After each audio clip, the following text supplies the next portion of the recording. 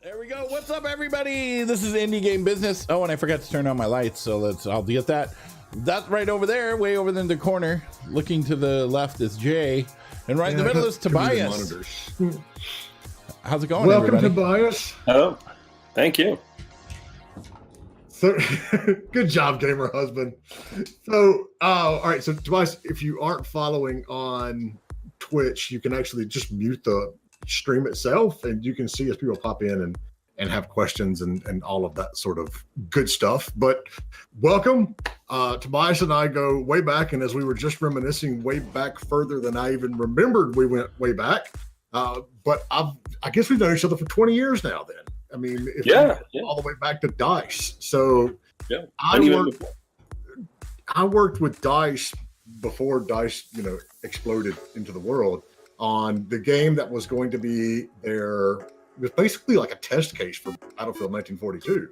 And we did all of the, international distribution for their publisher. And then the time came that, Dice said they were going to separate from the publisher that we were working with. And, the owners of our company said, well, the publisher's our client and we need to stick with him.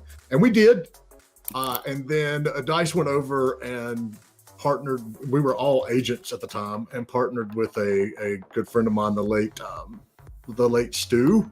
And he made a ton of money, and so did they, because they did Battlefield 1942 and then all of the Battlefield stuff. But so tell us a little bit. I mean, obviously I know all about you, but tell us a little bit about how you got to the industry and what you've done over the last 20 years.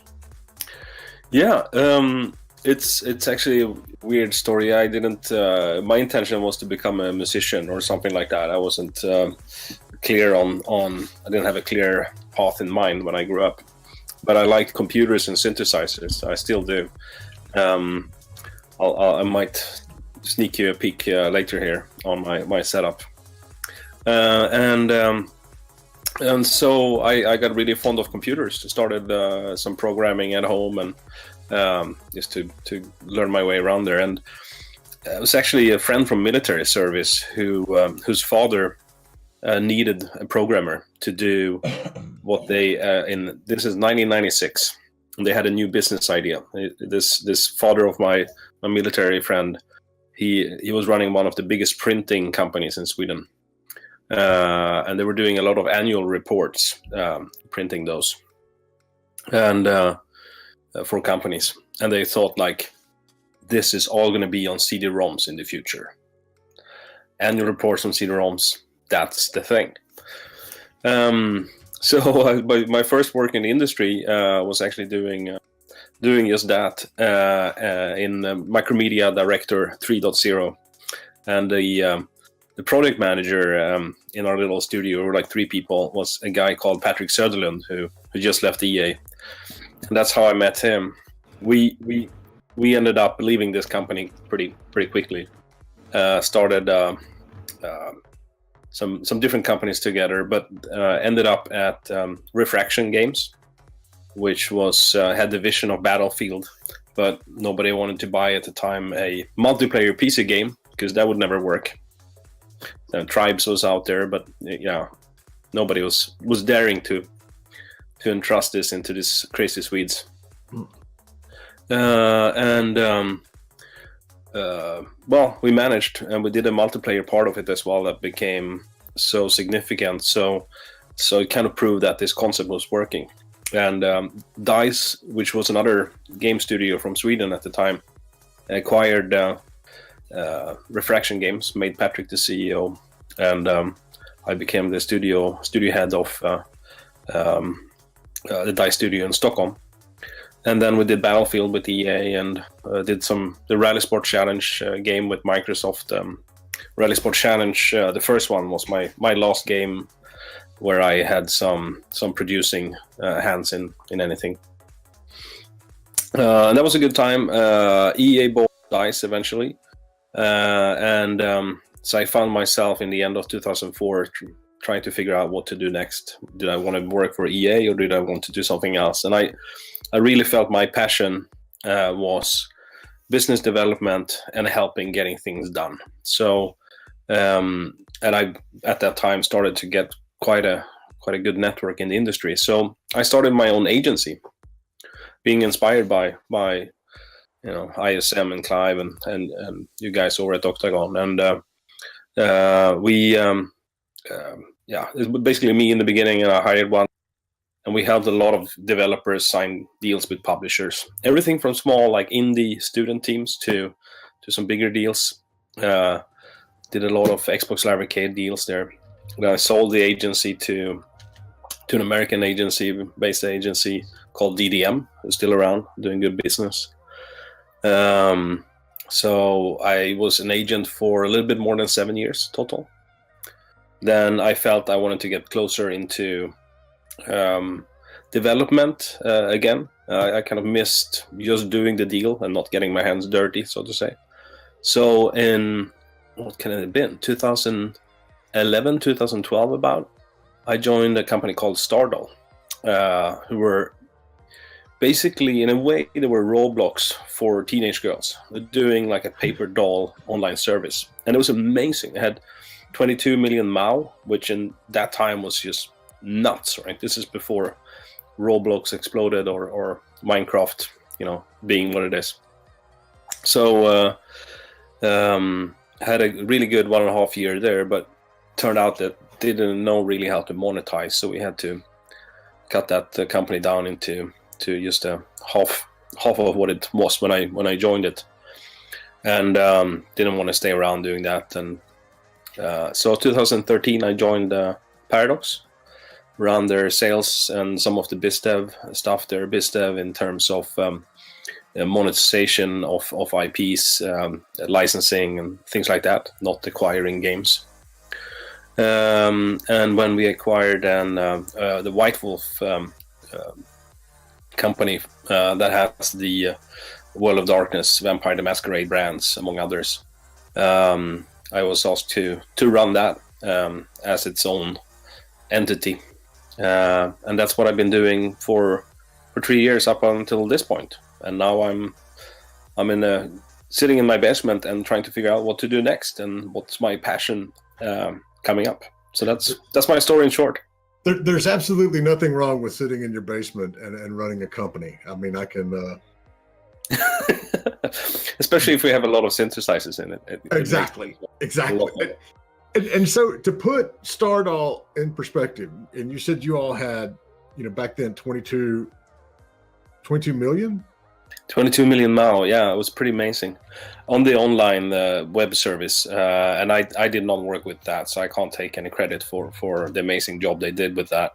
I was working with their mobile stuff, but yeah, it was awesome.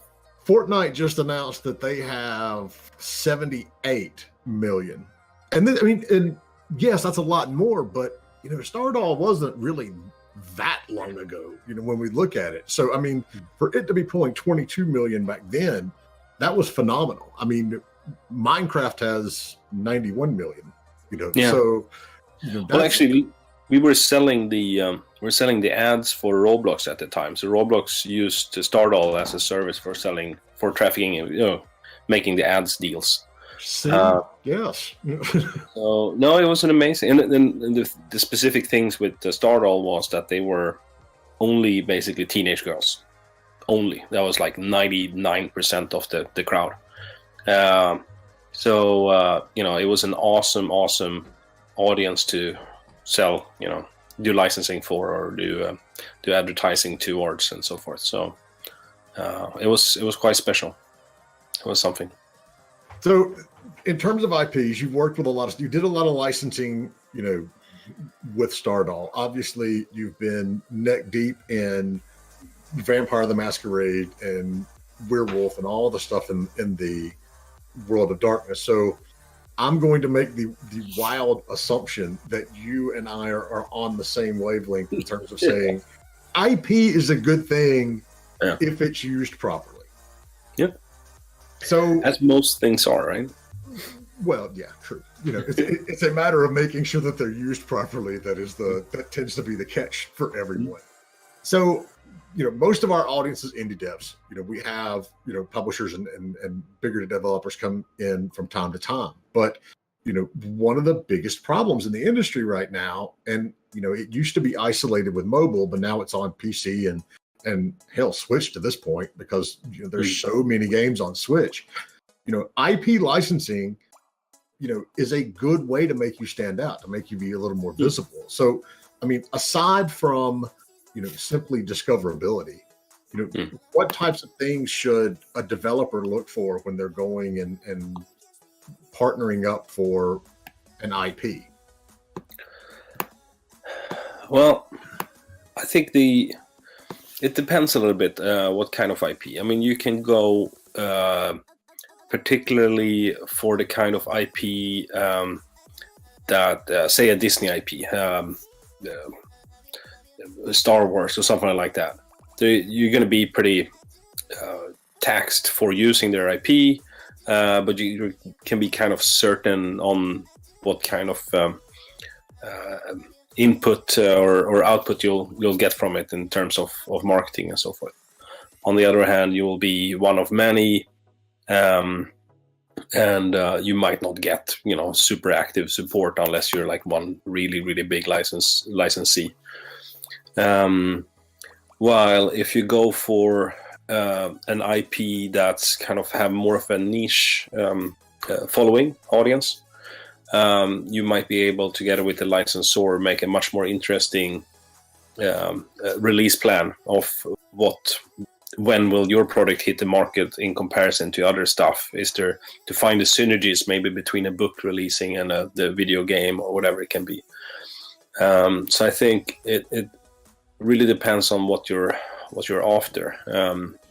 Say Battlefront with EA and DICE, as of lately, right?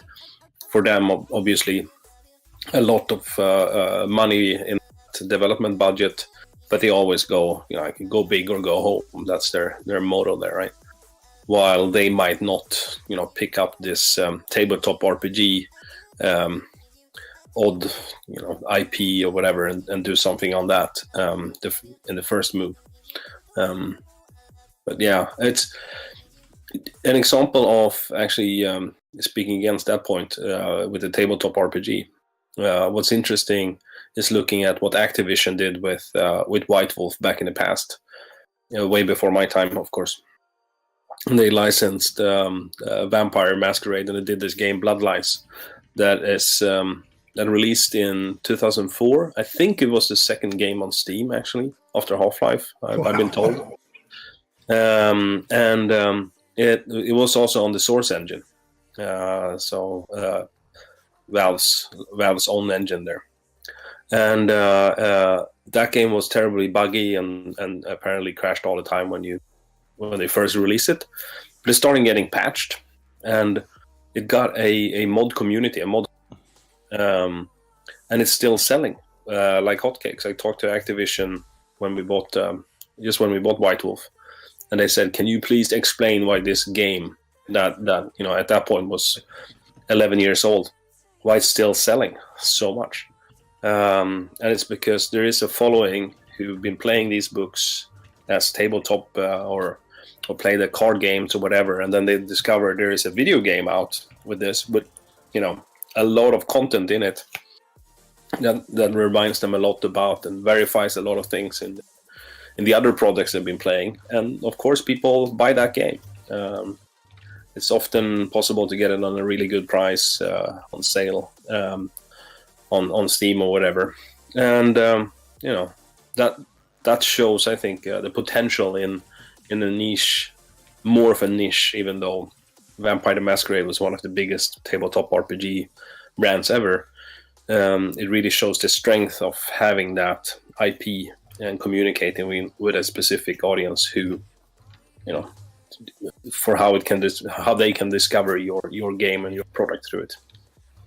And that's a very good point. And I've done deals with Disney, and then I've done deals with like individual book authors as well. And so, your use of the word taxing when you're talking about Disney is perfect because you do get taxed. You get, you're going to give up a chunk of your money, to go to them. But, it's also a mental and a design tax that goes in it because you get these, these Bibles that come along and say, okay, this is exactly what you can do and this is what you cannot do. I'll never forget working with Nickelodeon and getting the first, outline of here are the things you cannot have Dora do. And I'm like, well, now I just want to make Dora do these things in the game because you said we couldn't do it. And so, you do get a somewhat of a guarantee, but I mean, it's never, look how many Marvel games are out there right now. It's never an absolute guarantee, but you're definitely upping your, hedging your bets, so to speak. But you also have to deal with, a lot of crap that goes along with it. Whereas, you work with a smaller, niche title like that. And niche titles are absolutely, I love them because you get that passionate fan base that, they create a very, very, very long tail. And so it's, like I said, I've done both. But I love working with the niche titles because you do get to be more involved. So I mean, I think it's very important. I think it's that's also something to check out when you do license a game, or how will the processes be with the licensor, the guys who are gonna come and check your work, right? Can you be on speaking terms, or will they just dictate? How quickly do they respond? What do they think about your ideas? How much freedom do you have in the box that the IP is to move around? So really verifying that climate before you dive, you just license something and dive into it, and then you find yourself sitting there and just sending things for approval back and forth. That's usually not a good kind of situation. And if you don't have that approval process nailed down and defined, then you start missing ship dates because it's not unusual for it to take a company a month to get back to you on something like art, and it's not something that's complex. The good companies, and I know Nickelodeon does this, and I'm assuming Disney does. I haven't worked for them in several years though. But, when they sent us the guidebooks for their IPs, no matter what one they were working with, it told you down to the, what do they call it? The hex code for the colors, exactly what color her shoes are supposed to be. It's absolutely, but you don't get a whole lot of no freedom there, right? Freedom in it, yeah. So actually, I remember the stupid story on that from when I did the last, as mentioned, the last game I really had my hands dirty on was Rally Sport Challenge for Microsoft, which was a launch title for Xbox. And I mean, racing games were big on console already at that time. You had Colin McRae and a bunch of others. But when we were talking to the different car manufacturers, licensing, and this was handled by Microsoft, as they were the publisher, so we didn't have to deal with them as much directly. But we had to send the 3D meshes to the different companies, BMW and Toyota, and whatever it was, Ford, for getting approvals. And some of these car companies then were like, yeah, that's fine, but you cannot dent the car. It has to then look like this throughout the whole game. And we're like, no. This car is on a racetrack, rallycross track even, and it's gonna be dented, right? It can look pretty awful. And that was a very, very tricky thing for some of these car manufacturers. Most of them went like, okay, that's cool, we got it. But some of them were like, no, you cannot show our car in this state. But later on, so Microsoft managed this really well. So they explained how it works, and it didn't turn out to be a problem. But then later I ran into one of these car manufacturers at GDC, and a guy who was just working with licensing to video games industry then.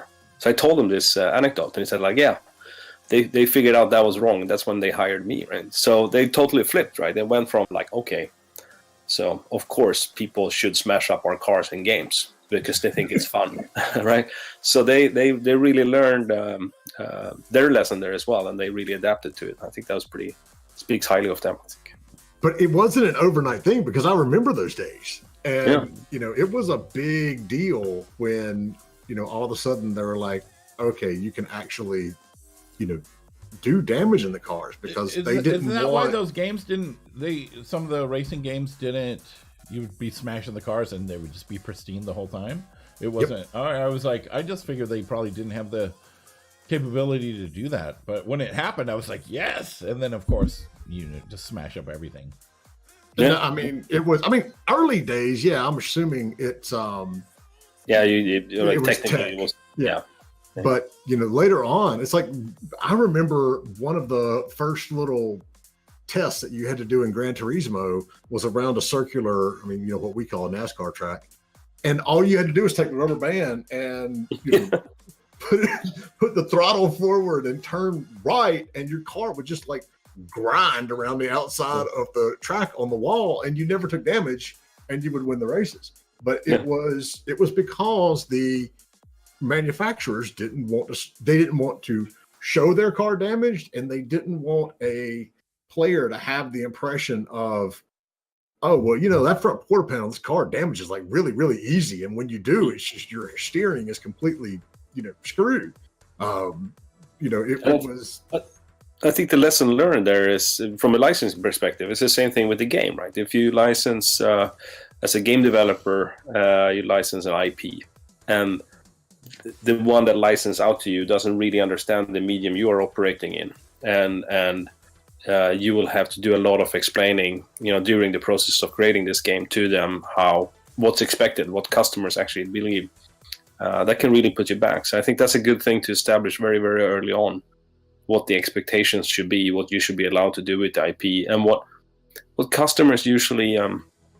a good licensor isn't very afraid of this, but I think as a licensor, you are protective of your brand, so you will be very, very keen on not showing it off in a state where you can think customers gets the wrong impression of your brand, right? So that's tricky. You need to figure that out early on. Yeah, because I don't think anybody ever thought, oh, I damaged the front end of my car, so that and now Toyotas drive like crap because of it. Exactly. Anybody ever thought that ever?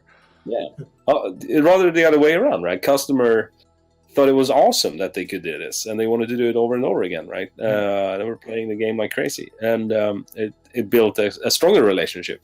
But of course, I can see it from the car manufacturers or a licensor standpoint as well, where they go like, do we dare to do this? Especially if this first time they do a video game licensing deal or whatever, right? It's tricky. I just wonder if anybody actually ever like, oh, this Toyota busts up really great, I'm going to buy a brand new Toyota and to see that it does it the same. I don't think anybody ever did that. Nobody ever did that. Yeah. Customers are usually smarter than you think, right? That's the. There's that one person, in the world that actually did do something like that, just to see if it was accurate. But so the communication, and that's absolutely, it's key to any partnership.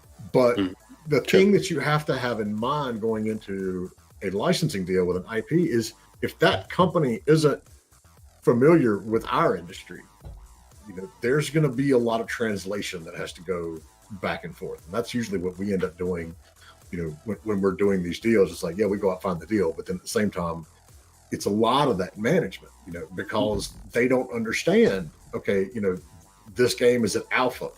Well, why isn't the car exactly like it's supposed to be? Well, it's it's or, alpha. Why are all characters going like this? Like animations. It's like, but what does that mean? It's like, why is everyone doing this?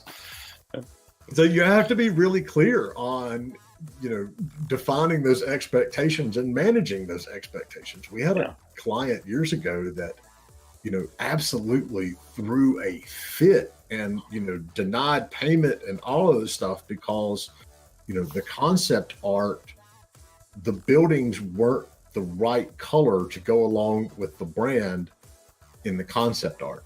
And we're like, that's not the point. We want you to look at the architecture and the style.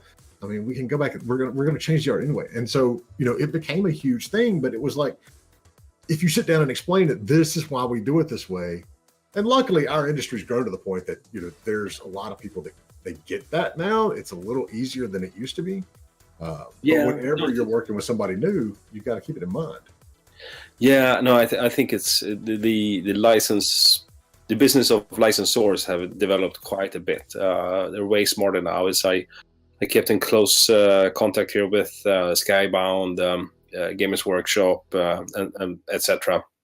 And they have all very, very skilled people who understand if a game isn't at alpha yet, even like what does that mean? What can they expect to see and so forth, right? And because they've been in the game industry themselves or something like that. So usually that works really well. As a game developer, you need to establish that and understand what level of experience you're talking to, but usually it's pretty high these days. Even if gamers can't understand about this game is in alpha, because like game developers will share their game with people, and like this game is in alpha, and then they'll come back with all of this feedback. It's like, well, you're a gamer, you should know what alpha is. Yeah, alpha is out there and so even if you have to explain it to people in the know, I'm sure you really have to explain it to people that know nothing. Yeah, no, and customers or gamers should not have to experience a game in development. That's my. It's like saying like, hey, here's some hot water, and imagine it with some coffee in it, right? What do you think? Yeah. What's that? That's a good analogy. To be fair, I mean, for like the first 10 years of my career, there was not a standard definition for alpha beta. No. There were companies that actually had them that would define them backwards. Yeah. Beta is early, and then alpha means you're close to the first and close to getting launched. And so, I don't know if it still is. I mean, we're at least now, as an industry, all on the same page with this stuff. Yeah. All right, so you mentioned Games Workshop, and so I want to get your thoughts on a compare and contrast here. And this is, like I said earlier, we have the questions that we want to go through, and then Andy and I get off on tangents, and we just start going every direction. Star Wars. EA owns everything, rights to do everything on Star Wars. Games Workshop farms their IP out to all kinds of different developers and publishers. Which model do you prefer? Well, so this is... It's not an easy question. No, so it depends on what perspective you answer it from. So as a licensor for during my time at White Wolf, we were not in the state of being able to afford sub-pair products coming out. At least not in video games. That's why it's taking some time there. People will be very happy in the end when they see all stuff that's coming. But so we were quite picky about the projects. I think if your brand is much stronger, you can afford some more creative freedom in regards to who you license to and what kind of concepts you try out, because customers will be less. They'll hinge less expectation on every product coming out. So as a licensor that has a bigger portfolio, I think you can be much more. You can do a lot more than you usually think you can do. I know from a customer perspective. I think never expect. Don't diss what the customers actually understand. That's what I'm trying to say. They're much more smarter in segmenting out the quality of different products. As long as your pricing and your marketing is truthful about what you're selling, you can afford as an IP, I think, to do double A or just an A game or whatever, or even an indie game, or that's kind of pixelized, special, low budget, but still good, right? on a big brand, because people will understand who this product is supposed to talk to. I think the mismatch is when you're trying to sell something that isn't up to par as something that's supposed to be it. That's when you, as a licensor or license owner, gets into issues, or a developer of such a game, and you're trying to hype something just because you have the IP and get the expectations up there, and you can't really meet them. That's one of the issues. But I think it's I honestly think, and I know Games Workshop were criticized by this a bit, but I think it's hard to actually overflood a market with games on an IP in a way. Hef asked a question here. He says, didn't Games Workshop used to be very restrictive and just recently open it up? I think the other way. Well, yes, from a consumer perspective, probably right. But I think what happened when you license out, that's 2-3 years to 4 years before the customers see this stuff. So I think the method of how Games Workshop were licensing quite some time ago is now hitting the streets, say, and the way they're working now, from what I understood, they are a little bit more selective. And probably you can see some of the effects of that already, I think. But that's a tricky thing in the game business as well. Like, you might have a strategy as a developer or a publisher, and then it takes a long time to get this stuff out there, right? And who knows what happens on the market during that time. That's another point. But and it's always been an issue. Thank you for the follow there. Thank you very much. I mean, it takes. Part of this doesn't always sound accurate, but it is the truth. It takes longer to make a game than it does to make a movie. You know, they can knock a movie out in a year or less, depending on what it is. Where it takes, if you're going to do a good game based on a movie, you're looking at 2 years. I mean, it's very hard to get that all synced up. And yeah, I mean, you're right. I mean, it is hard to flood a market with good IP, especially when you have something as diverse as Games Workshop. It's always been as a gamer, it annoys me that EA is the only one that can make Star Wars games, because it's like we have all of these other possibilities and creative companies out there, and it absolutely just gets sucked into a vacuum because they're the only ones that control that pipeline.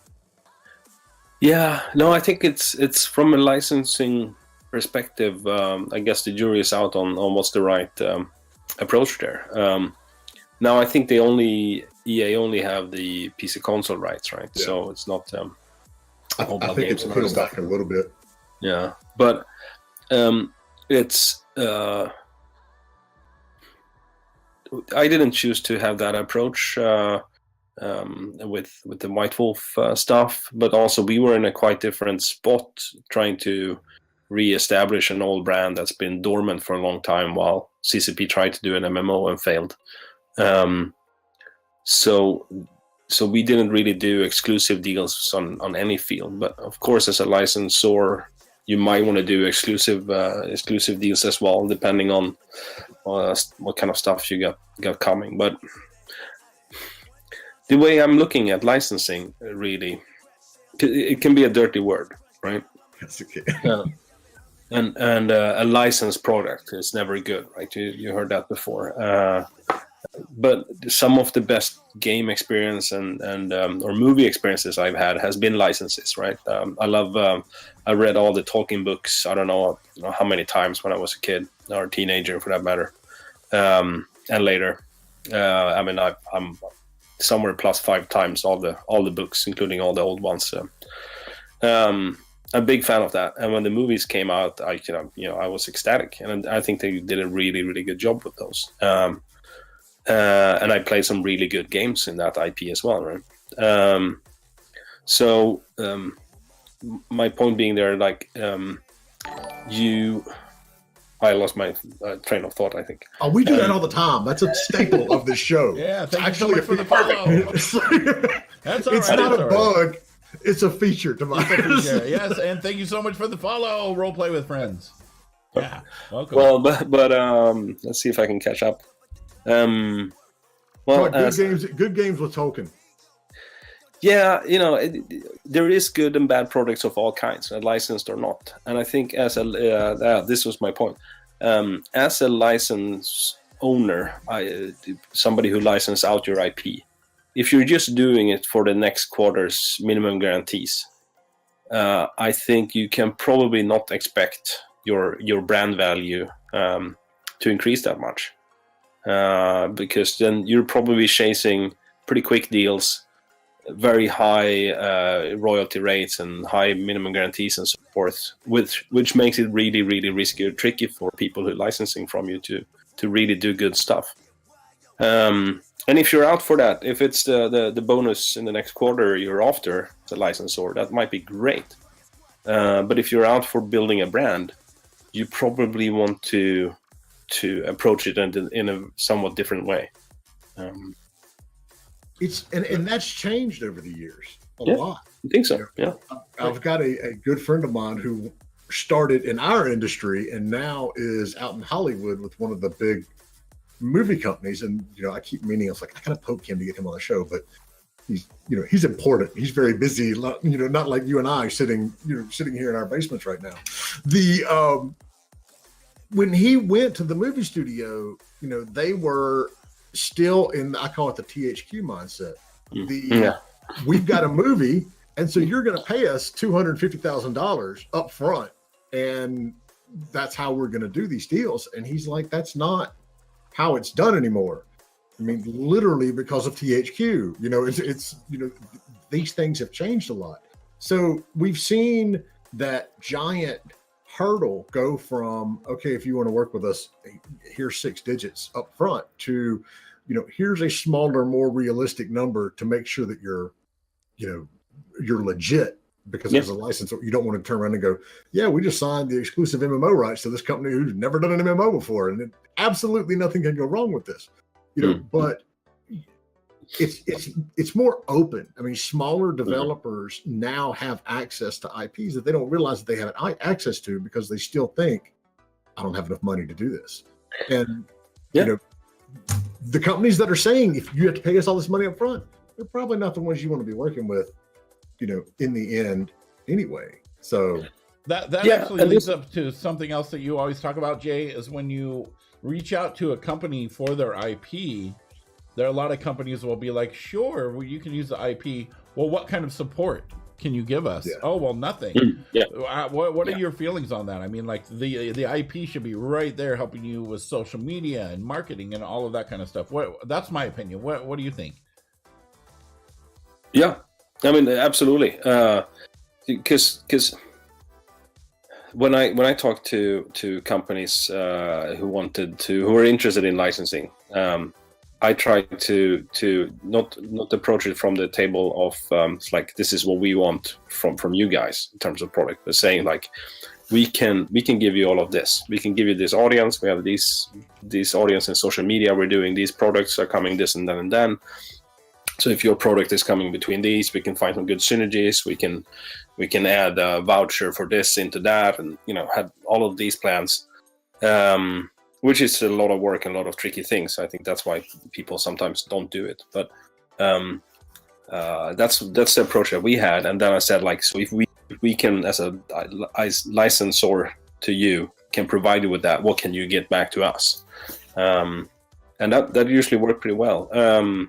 It's a lot of work, though. It's a very expensive operations to run as a licensor. But I think that's the only, if you're in the business of building a brand, really building an IP, that's what I think you need to do. And then in some cases that might not just make sense, and it's like, get the IP, do something.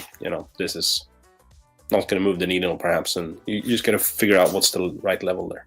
And that goes back to do you go to somebody huge, or do you go to a smaller niche company? Because with that niche company, you're going to have a lot more opportunity to go in and say, here, look at Asmodee. I mean, it's not an IP in the fact that like a movie or something. But if we look at it from a game point of view, they were one of the first to have a lot of success taking their board games and moving them to digital because they cross-marketed them. You know, there's a little flyer when you buy, you know, Ticket to Ride that says there's an online version of this. And so, you know, the companies that are willing to work with you on it and do that sort of stuff are the ones that are going to have, you know, a much better payoff in the end. But, you know, it comes down to the company and, you know, are they willing to, and even can they, you know, because you can't go in and say, okay, we're going to do a racing game with Hot Wheels and y'all need to put a QR code on the back of every single Hot Wheels car that, you know, goes out. It's like, not going to happen, at least the first time around. You know, if something grows, then yeah. So yeah, but I think that's in some cases to try to be sneaky smart about stuff like that and say, well, this is something we do require, but on the other hand, if you do this, you know, this is what it will bring back to you, right? So I think there's it is, as you said before, Jay, it's a cooperation, right? It's a partnership. Where different sides of the partnership have different things bringing to the table, and if that works, it's fantastic. I think another thing I was thinking about there. I'll save that for later. Yeah, sorry. All right, so let's put ourselves in the, you know, role of a developer, and we've got a game that. The game itself is strong. You know, there's a good core gameplay loop, and we feel confident on that end, but we know we're going to need help on getting the word out. And we've decided that an IP is the way to go. Yeah. So how would you approach that process from the developer side? You know, going out and finding a good partner to, you know, to work with on an IP for their project. Perfect lead into my next one here. Yeah. So first of all, like as a licensor, which is the share I had here for some time, what you want to know is that there is a company on the other side that you're partnering with, that you're giving your IP, that's very passionate about your IP. You just don't want to have somebody said like, oh, we have this game, we want to slap something on top of it so we can save some bucks on marketing, right? That doesn't really, you know, appeal a licensor. But so first of all, you need to, as a game developer, figure out what you're passionate about. Find that IP or that style of IP that will get your juices flowing. Because else it's going to show through the product that you're not passionate about it. And also, if you are passionate and knowledgeable about something, you will do the right decisions. You will understand how this manifests. You know, this IP manifests the best through the game, right? I think it's a great example is Deadpool movie, right? Kind of a low-level IP in Marvel's universe, but it's been a character that a lot of people, including myself, always liked. And then they just did this movie that just weren't supposed to be. They're like, yeah, whatever, do whatever you want. And that whole crew who did that movie had this great passion about that character, and they captured him perfectly, and they did this awesome product, right? Because they were left alone to do something that they understood worked on the market. So I think first of all, you got to show the licensor that you have a passion, and the other part, which I skipped before here. There's so much more opportunities these days. I know a lot of companies who are more willing than ever to license out. So Fox, for example, have looked a lot back into their catalog of things that's been on TV and so before, and been more willing than ever to license on all kinds of IPs. So it might be this old TV show from 10 years back that you have a really good idea on how to do something with, right? And if it is this cult following TV series, there might be a lot of people out there. The tricky thing with IPs and TVs based on TV series is always a question like, where is the pillar product for an IP, right? For Vampire the Masquerade, it obviously was the tabletop RPG book. For Star Wars, it was the first movies, right? So there's always somewhere, and if you can measure sales and appreciation from a community or community build up around an IP based on the pillar product, it's much easier to license on it or daring to work on it. But one of the problems with TV, I've seen, and somebody's smarter and more knowledgeable about this might disagree. So please do in that case. But from what I understood, it's much harder with a TV series to understand exactly how big your audience is, right? I would like to mention as an example there. Have you guys seen The Expanse? Yeah. So it was on Sci-Fi, I think, in US. And I think it was canceled after the third season by Sci-Fi. But didn't Netflix pick it up? Amazon. Okay. So basically what happened was, of course, the producer team there tried to sell it to somebody else, as Sci-Fi didn't want the fourth season. Nobody was keen on picking it up, to my understanding. But users, the community who loved it, started petitions. So it was like 100,000. I was one of them who signed up on that petition. It's like, I want to see a fourth season, right? And even so, in the end, was somebody apparently, I didn't see the plane myself, but somebody rented an airplane with this, what do you call it, sign trailing after it, and flew around on the weekend around the Amazon office in Seattle. Like Expanse fourth season or something like that. And that's apparently really helped getting that thing picked up by Amazon, from what I understood, right? But what was interesting there, it wasn't clear based on the numbers of the sales or of the views of that series how big the community was. So that's one of the things from a licensee standpoint. If you as a game developer, like, I'm trying to understand, where are these customers? How do you communicate with them? How big is that crowd? Are they just small crowd that's vocal, or if they are not very vocal, but where are they? How do you find them? And how do you get those passionate users or fans of this IP really activated into your product? It might also be, it's like, yeah, this IP is perfectly popular with a lot of people, but that crowd is not interested in video games. So, that's a very, very tricky kind of market analysis, customer analysis exercise that you need to do. Preferably as a license, already have that and a good understanding of that. But I wouldn't, if you're a video games developer, probably I would do some research myself before diving into something like that. So we have a way of trying to, put a data point on exactly that, but it's not one. I'm not going to say it's the most original or the best or any other way, but when you work in our industry now, you pretty much have to have some level of data science in everything that you do, because people want to see metrics. We call it the social media footprint. And so, while no, we don't have, access to like the Nielsen numbers and the ratings for the Expanse. Although sometimes, the companies that have the IP will share that.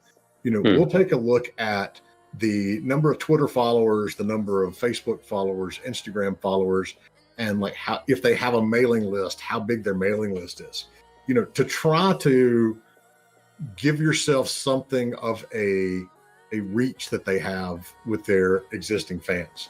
It's not perfect, but it's better than nothing, and so it's hard to be able to say, okay, this is exactly how many people we're going to bring to the equation. And so I think you're starting to see more of it. We're seeing more and more of these TV shows get canceled by network TV and then get picked up by Netflix or Hulu or Amazon or whoever else is, doing these streaming things. But it is, that, and figuring out, okay, who is your demographic? Yes, we know that millions of people are watching The Expanse, but is it the elderly? Is it kids? Is it, what's that demographic in there? And that's always a big challenge as well. Yeah, and how do you reach them? I think that's the trade secret of Netflix, right? They figured that out. They're pretty data driven, but they're not sharing anything of that basically in the end there. So that's the tricky part. Right. They have whatever, equation that they use to figure out if something is going to go for another season. And I read an article on it one time, but quite frankly, it made no sense to me. And so I was like, okay, look, it's obviously working for you all. So, Yeah, but you can see, I think the World of Darkness, Vampire the Masquerade is a good example of that. Of people cosplay it. They, or even more so, live action role-playing game is huge in that for the World of Darkness IPs. And you have plenty of other examples out there of other IPs where people manifest their love for the IP through different ways, right? And if you run into an IP where there is that kind of super ambitious or super followers, super fans or super nerds, then there's probably quite a big kind of area of users around that who maybe not take that full step, but they're inspired by, or they're keeping an eye on the people who are doing the cosplay or whatever it is, right? So that's a good teller as well on consumer interest. It's not always happening online, right? Well, we see the cosplayers on Instagram have, hundreds of thousands and millions of followers. So, even though that person is not always related directly to the IP, they're having a big, social influence on what's going on. So, well, all right, so it's not a good example. It's like what that happened now fairly recently, right? So tabletop RPG, playing Dungeons and Dragons or what have you, or our games or Pathfinder or whatever. It was an interesting business, but it was not particularly big, right? If you look at sales in North America, it was in the $15-20 million per year kind of area, which is tiny. But it's more than double. It's well over 50 million now, and I think those numbers are retail only, and it's been growing thanks to people are starting streaming this. Mm-hmm. And it's now it's easy to find a good, really joyful stream to watch people playing tabletop RPG games, and hence the value of the IP starts increasing, and more products are possible to do, right? Because you can reach those people and they enjoy your IP. It's a good example how, but before that point where people had started to stream the tabletop RPG sessions and making a business out of it for a lot of people. And it was hard to see, right? So you got to go outside sometimes of the digital side of things. It would be my point. Sometimes I don't disagree with you. It's awesome to keep an eye on social media, but sometimes if you're looking for that next big thing, you might want to look outside of that. No, and because when we started doing this, Twitch didn't exist, and so now we're seeing things where it's like everyone used to go, "Oh God, the nerds are the ones down there, playing D&D," and it's like, wait, we can hold my beer. We can do better than this. And so now there's an entire market based around people watching people play these games, and it is, we've seen a big growth in board games. We're seeing a big growth in RPGs, and I know from my own experience that, with a board game, sitting down and trying to read the instructions on how to play it is just ridiculous. You just toss it and throw it out the window before, but you go online and you go to, who are the guys that have the Fantasy Ground or Roll20, or you think online you have the Star Trek. God, why can't I remember his name? Wheatley. Will Wheatley. Yeah. He's got the whole show where they just sit down and they go, "We're going to play this game," and you can watch that for 30 minutes and go, "Oh, I got it." This is yes. No, it is. I mean, it's a marketing thing as much as anything else now, and it's a change. You got to remember, it's like that whole crowd. Critical Role is amazing. I think Yeah, right now there's a good if you're interested in White Wolf stuff, LA by Night, running on Twitch on Fridays. Just started, and there's so much really awesome content out there. But it started by people just wanting to tell the world about their passion, right? Yeah. And now it's starting to get into a business, which is fantastic. But it's passion in the end, right? Twitch is changing a whole lot. As we were going through our tags earlier, I was like, oh, there's a cross stitching, hashtag now for Twitch. So obviously there's a lot of people cross stitching, online now. So yeah. All right. So what should we look out for? We as this developer that's going, and trying to find that IP, we know what, inspires us. We know what we enjoy. We know what, fits with the type of game that we want to do. What are the red flags that we need to look out for, from the IP holders? What are they doing or saying that we should go, ooh, wait a minute, maybe they're not the best choice for this? If somebody says, for example, it needs to ship on sim ship on the date of the movie release, like that's bad, right? I'm a huge Batman fan, and we said no to at DICE do a game based on the new Batman movies from Christopher Nolan, and I was so excited about that. Just the amount of money I spent on Amazon buying Batman books as reference stuff to the DICE office was pretty crazy. Business expense. Yes, yes, very much so.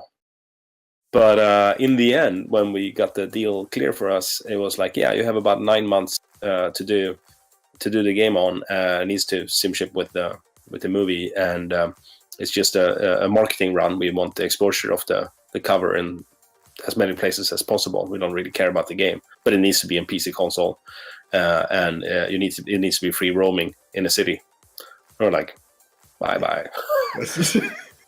Open world, cross-platform. Yeah, that'll we can do that in 9 months. That's not a problem. And this was 2003, something like that. Yeah. So it was even more complicated then, right? But on the other hand, the Batman game that came after, right? When they just focused on doing a really, really good game. Fantastic, right? So they did the right thing there in the end. Other red flags to look for. I think way too detailed reviews of content, or not any reviews at all. Either of those two are bad. I personally, I know some of my colleagues from being licensors don't agree, but I think it's really weird, especially depends on the product, but for a video game, that you as a licensor follow through the development, to have like gold masters, thumbs up or thumbs down rise to, it's just insane. Because if you can't make up your mind as a licensor until you have the finished game in your pocket, no, that's like that you shouldn't be approving games to begin with, right? So I would be skeptical as a developer towards that kind of approval rights. I did not enforce that at White Wolf. Still, though, serious follow-up process. But what else? Red flags to look out for: too high of an MGs, and also not getting any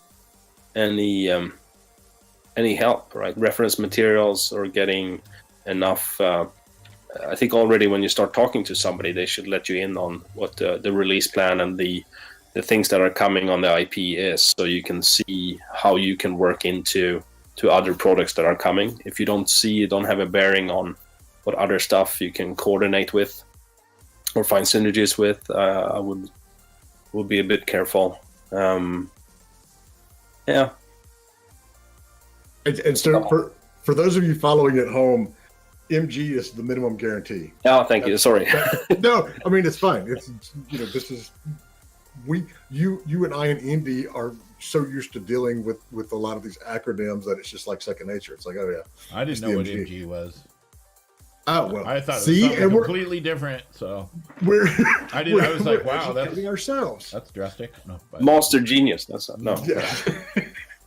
Yeah. The irony of, it's interesting that you brought up the Gold Master approval, because that used to be sacrosanct. I mean, that was like, it was in every single IP. You had to get license or approval of the game before it could actually ship. And now, luckily, in the last decade, it's not like that anymore. But we had a hidden object game, which especially in the heyday of the hidden object games, when there were so many people creating them, you could actually do a hidden object game in 6 to 9 months. And we had one ready to launch day one with the movie. And then the studio in the 11th hour kicked it from a November launch to a January launch. And we couldn't release the game because the game went along with the storyline, and it completely screwed, our year, basically, because of something that's frankly completely out of your control. Yeah. No, that's tricky stuff, right? I think, that's a good point as well. I mean, I think there's something to say about tying products too closely to each other. Are they extensions of if your licensed product is just mirroring another product, right? So it's like, I hate those comic books that are like, this comic book is like the movie, but in comic book format. It's like, why? Like, why would I ever read that? Or the book based on a movie? It's like, that's stupid, right? But then reading, the more in-depth explanations of what happened before, after, those separate things, right?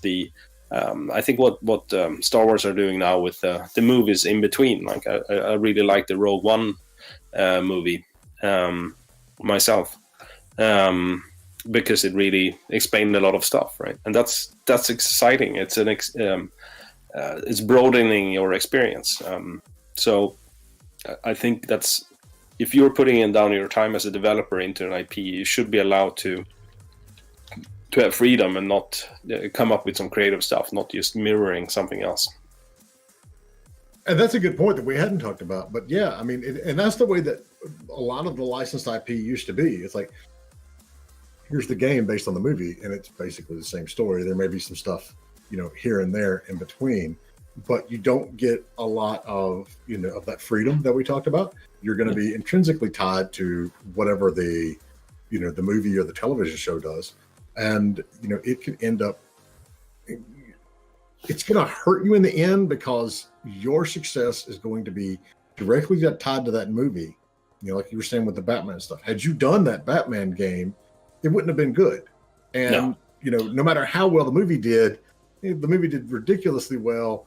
Back then, you would have seen a little bump, because we didn't have things like, DLC and ongoing content updates. It's like, and that's the reason that that model lasted for so long. It's like, because once you got somebody to buy the game, they come out of the movie, they're all excited, they go buy the game. Well, they've got your $60 at that point. There's nothing to do. And so as the industry's evolved, that's why we've seen a lot of this stuff, evolve with it. But you have to be super, super careful with these things. And you do. I mean, I'm with you. I would much rather play a game that wraps itself around a book or a movie than I would, just doing that, straight translation.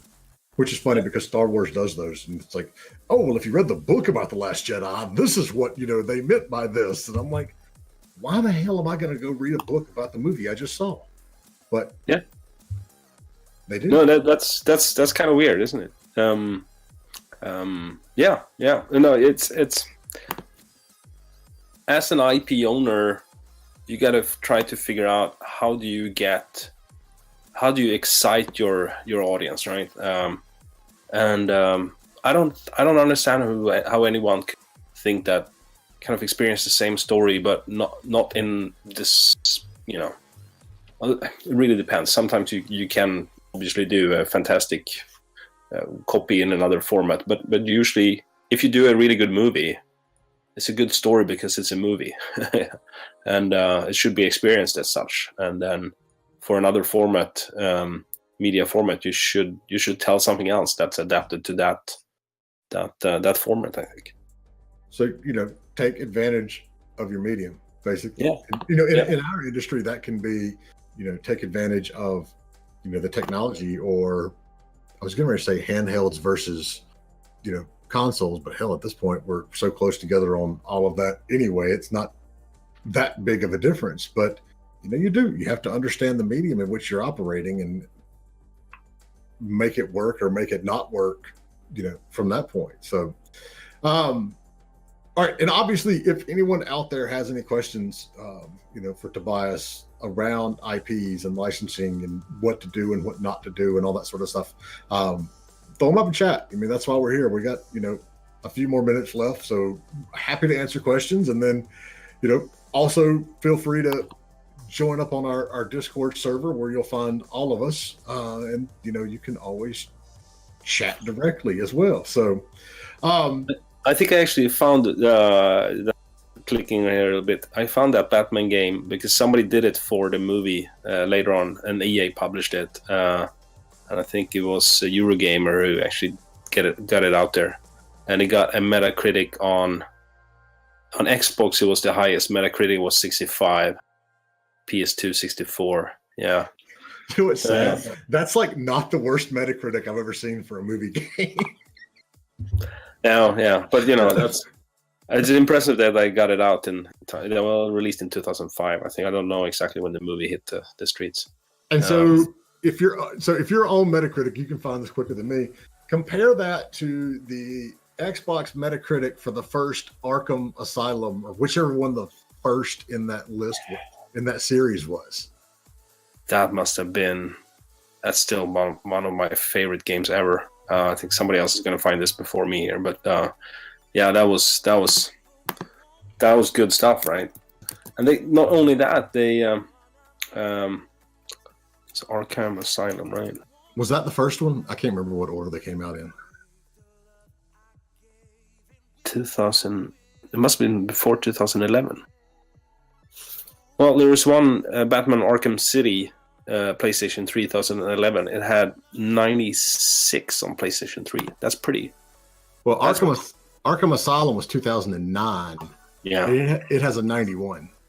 Oh wow, there you go. Yeah, that's when you do it the right way, right? That's amazing, and they broke some ground there.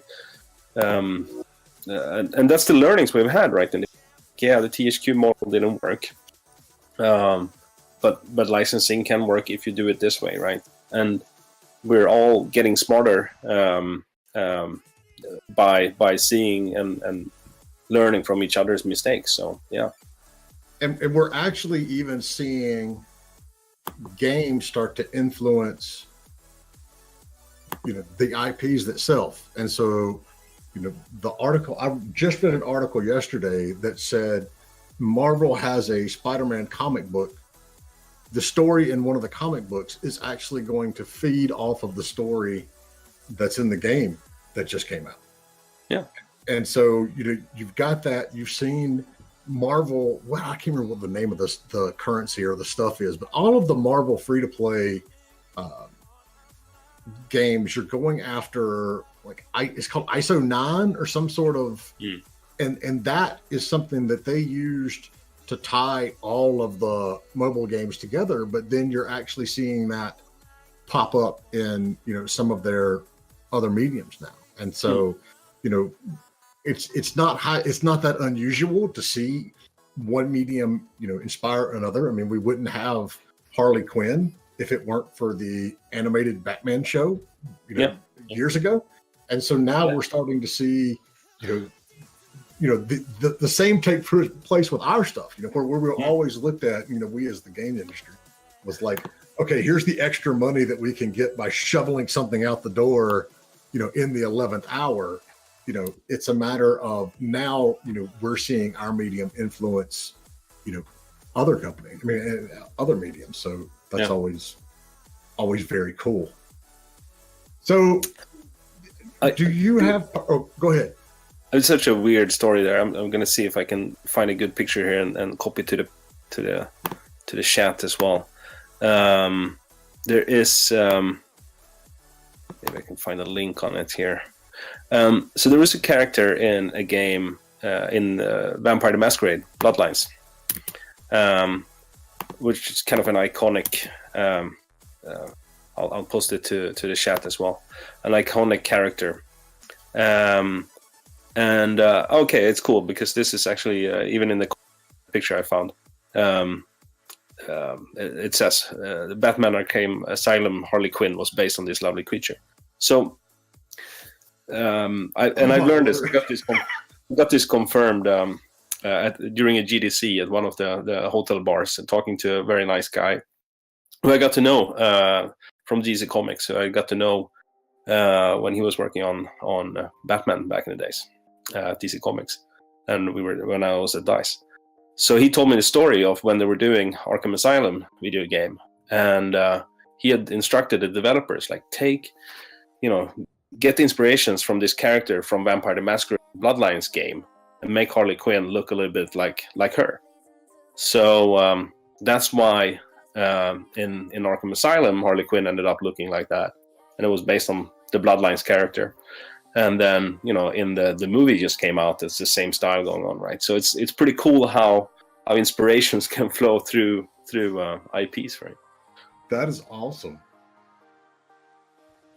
So what have been some of your favorite and we can say least favorite adaptations over the years? Either something that you've worked on or something that you haven't, in terms of IP partnerships that you think went really, really well, and IP partnerships that were just a disaster, just a train wreck. I am sad that we've not seen better products based on Dune. Frank Herbert's genius. I love his books. Read all of them, including some of the ones written by his son. I don't think they've been used a lot. And the first RTS I ever played, of course, I guess the first RTS ever done was based on that IP, right? But I don't think they ever really captured the soul of that IP. There's some funky TV series and some old movies with Sting and what have you that are kind of fun to watch, but it's not really giving you the IP. That's a little bit sad. I would wish for that to come. I know they are still active in licensing that IP out, so I hope there will be in the future. I think seeing what good examples right now that inspires me a lot is Disney. I think it's a little bit messy to get a straight read on what's going on with the whole Marvel universe. Have so many different adaptations right now, but I think what they do, especially with Star Wars, and you can have different opinions on the movies and so forth, but the way they tie it all together is just so inspiring. And how they understand what different kind of consumer groups they're dealing with, and how they use because that's the cool thing with Disney, right? They are an amusement park company that also do some other stuff, but and they have a little bit of other stuff, yes. Yeah, they have 9 of the 10 biggest amusement parks. I think it's the one in Orlando, Disney World, right? It's U.S. biggest employer, one-site employer. I know they have, like, on a bad day, 25,000 visitors, right? And they peak, double that, if not more. That's amazing, right? And then they're building this Star Wars hotel there right now, where you check into a spaceship. There's no windows in this hotel. I think it opens next year.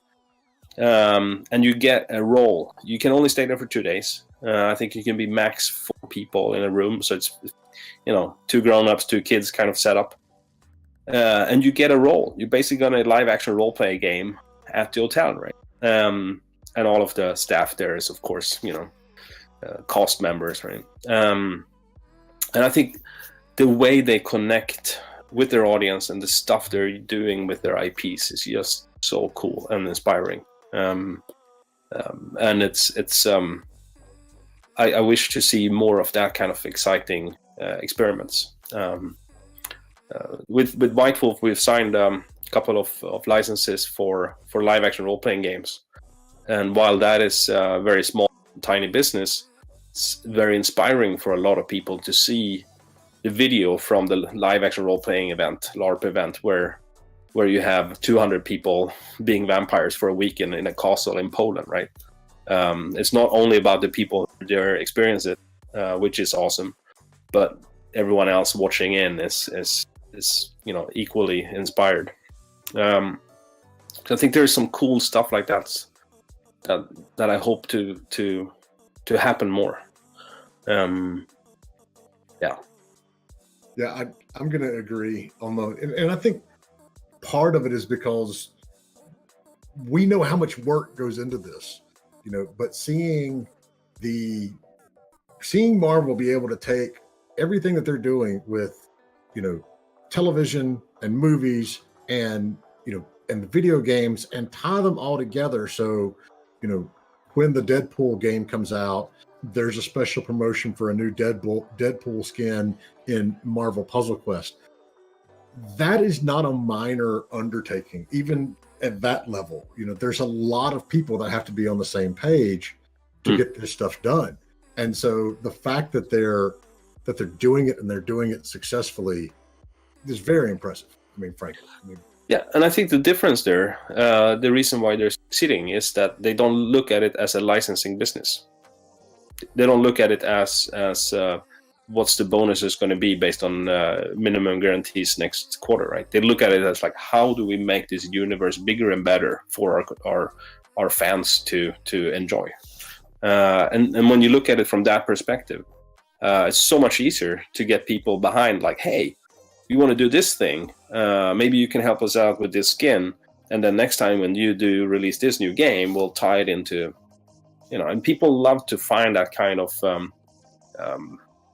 when you plant small leads in a story, in a film perhaps, that leads to a reference, a book, or whatever it is. It's excitement to find those things, right? So, and it gets so much easier. It's everyone who's partnering with you, your licensees, are feeling like they're part of building this brand. It makes stuff like that happen so much easier, and it makes it better for the fans. Yeah. And in the end, that's usually a good teller as well. If you don't feel the person or the company you're licensing an IP from, the licensors, if they're not fans of the product themselves, that's a bad sign. Yeah. So, we're at our ending point here.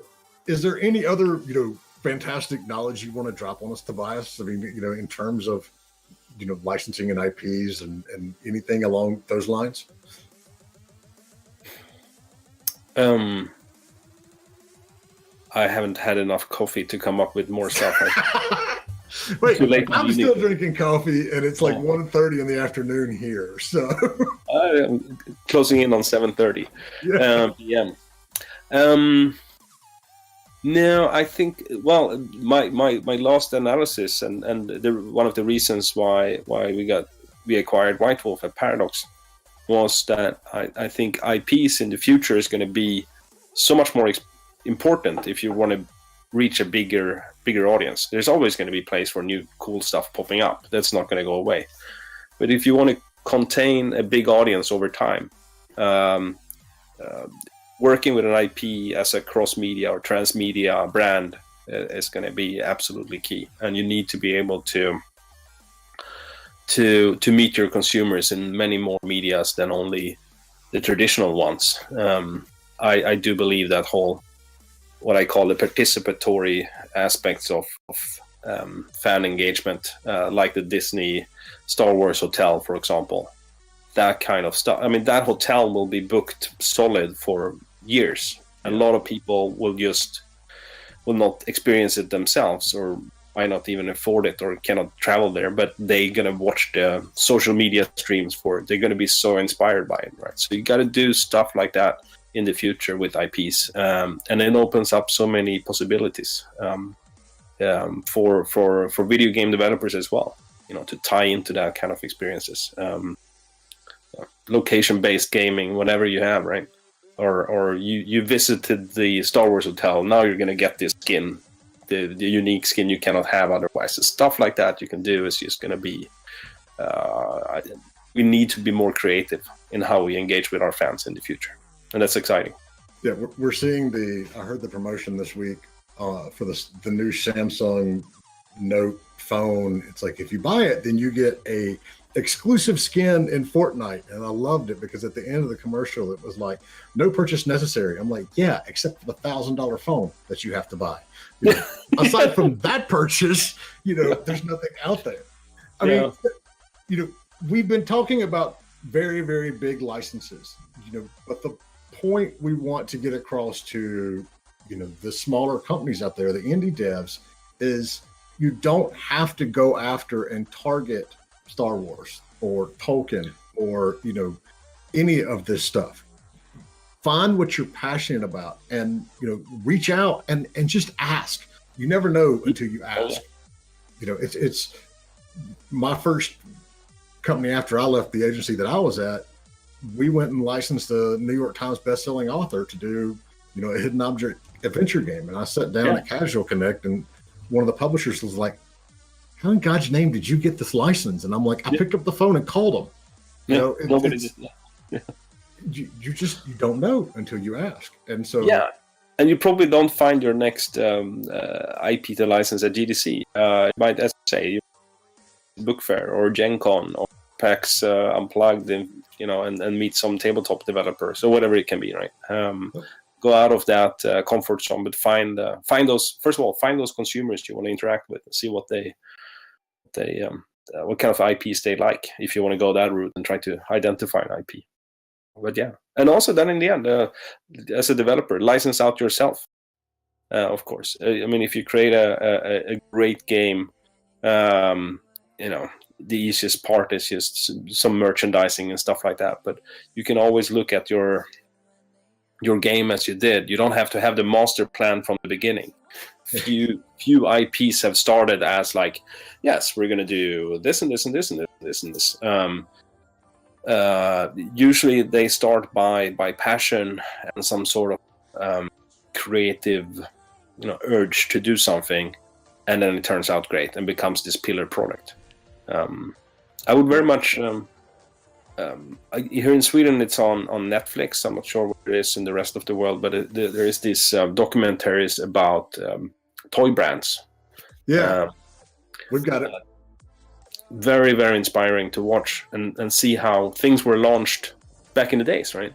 And how the toys were launched, and some original toys were like, how do we get this in the hands of consumers, and the creative processes that went in and the mistakes they did. Very, very good education for IP management, I would say. I would definitely recommend binge watching all of those. Yeah, and I will guarantee you there was no VP of licensing over at Rovio on the day that Angry Birds soft launched for the first time. And now look at where we are. All right, so that is. I know the current one, and I've heard some of his stories from back in the days, and I think he could confirm what you just said. Yeah, I saw a tweet from Notch. It says, "We just sold 100 Minecrafts in 24 hours." It was from like 2010 or whatever. Yeah. And now, right? Yeah, and now. Yeah. No, it's like it's. You might sit on that next big IP as a video game developer and not know it yet, but it's unlikely that you can figure that out before you release your game. The game needs to be good. That needs to be the pillar product, and then you can start. I mean, you can have a notion of what you might want to do, but it's really hard to build a world universe and come with a whole pitch to a publisher and say, hey, sign up our games, because then we're going to do the books and we're going to do this and we're going to do this. Like, you gotta have that killer launch first. Yeah, if you don't have a good game, then the rest of it's not going to matter anyway. So, well, awesome. If no one else has got any other questions, Tobias, thank you so much for coming. Yeah, thank you so much. That was great fun. Yeah. We'll have you on again. We can all hang out and tell horror stories next time. The horror stories of IP. It's perfect theme for October. The horror. That would be awesome. Horror stories from the business. Yeah. In a world. That's a good idea, Andy. We maybe kick over the last couple of weeks of which is like absolute. Are you going to wear a costume? Stories. You going to dress up, Jay? No, because the only costume that I currently have is one of those big inflatable dinosaurs, and I've got one, and my son's got one, and I ended up getting one of the very, very first ones, and there's no ventilation in it, like at all, and so his, thank God, because he's a kid, it has like an elastic piece that goes around his face and forms the seal to keep it inflated. Mine has nothing, so if I'm in it for 5 minutes, then the whole plastic window that you look out of is completely fogged up and I can't see. So basically you're in there smelling your own farts. Oh my God. It is like a sauna, that thing. That's what the Rovio guys do. It's sauna all day.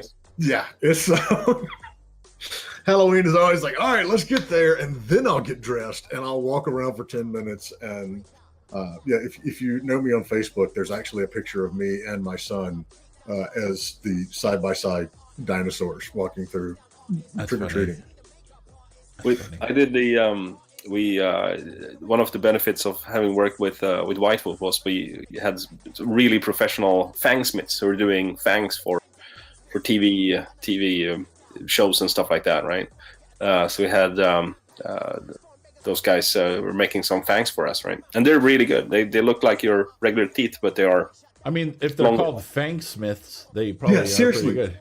I never even knew that was a thing, a fangsmith. Today in jobs you didn't know existed. No, there's a bunch, and they're awesome guys, all of them.